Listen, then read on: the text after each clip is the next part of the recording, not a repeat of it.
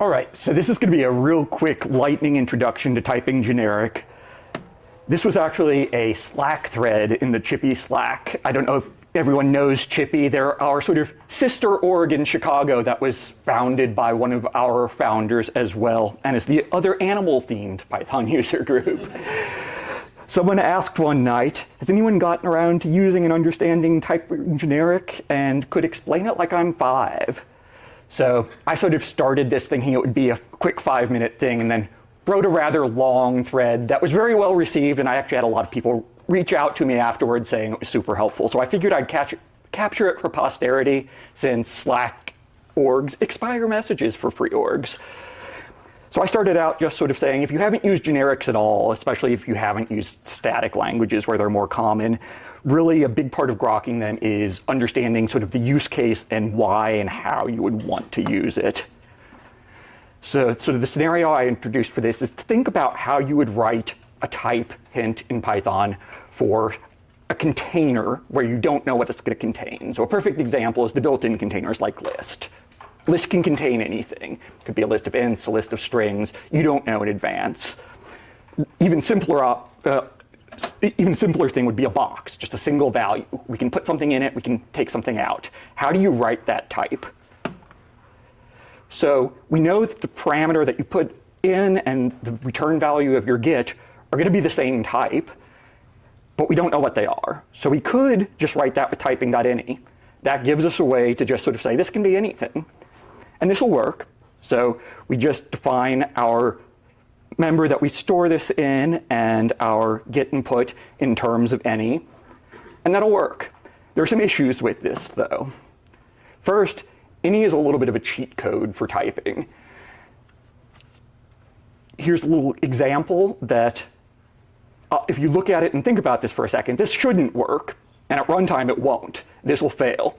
However, the default config for MyPy won't catch this at type checking time because any doesn't, sort of lets you bypass some checks that would otherwise be enforced. So this would actually pass your type checking and then fail at runtime. But really more importantly than that, the value of type hints in Python, especially when you're doing more optional typing like Python supports, is that it lets you encode what you know about a type as a documentation aspect of it. And this doesn't really encode that full understanding we had. We know you can't put one type in and get a different one back, but we didn't have a way to express that it was the same type. So generics give us a way to express constraints on a type that we don't know what it is up front, but we want to explain that as part of the type annotation. So it's using two things here. We have typing.typeVar, which is a type variable that gives us a placeholder that lets us say, we don't know what this type is going to be, but whatever it is, everywhere we use this type var is always going to be the same type.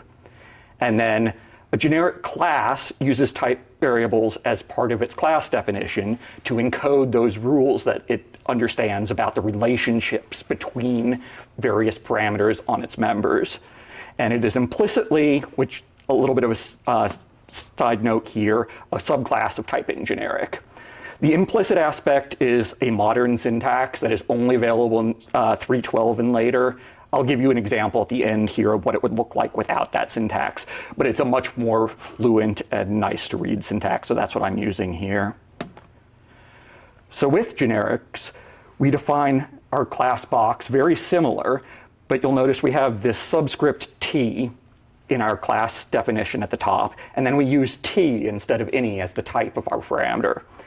And this is our type variable. It's just an identifier, but you'll see, especially in short bits of code, capital T, U, V are often used as type variable names. It's a bit of a carryover from some type theory stuff, I think. Not necessarily a great one, but you will see it commonly. One thing this gets us now is our sample before that MyPy previously accepted now catches that we're trying to get a string back out of our box, but assigning it to an integer variable, and it will report that at type check time. But really more importantly, we've been explicit about encoding that rule. We know that the thing that we put in and the thing that we get back, even though we don't know the type in advance, are going to be the same type. And that's really the value that generics are giving us. We're expressing that constraint about the type. That was just like a super, super quick intro. There's a lot more to this. This example was using a class, but you can also define generics on just bare functions like this first one. In addition, once you've defined a class, you can use the qualifier of what type you are using to constrain other things. So if I wanted to add one to a boxed integer, that would only make sense when I know my box contains an int. So I can specifically say that a parameter is a box containing an int versus a box containing something else. There's also a whole lot more here. It's common to see multiple type variables. You can have more than one in the same class or function, and then you can express various constraints among them or about subtyping relationships between them and other classes. And you can also define generic type aliases. All of this is a whole lot more than I have time to get into here. And there's a long string of PEPs that explain this. But if you want more info, the typing.Python.org site is probably the most canonical and complete. Under the specifications, there is a page specific to generics with a whole lot of details here.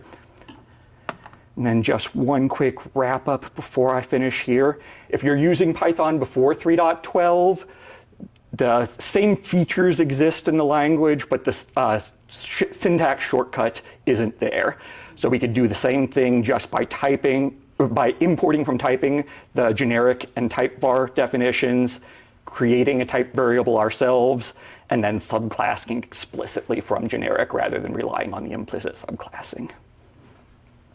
What's the new feature that you don't have to explicitly define the type variable like that? Yeah, you don't define your own type variable, nor do you have to inherit from generic explicitly. It just kind of guesses when it sees Well, it's not guessing. So on this definition, we're explicitly defining, because we have the square bracket t in our class definition, we're saying this is a this is a generic class. It's using a type variable named t.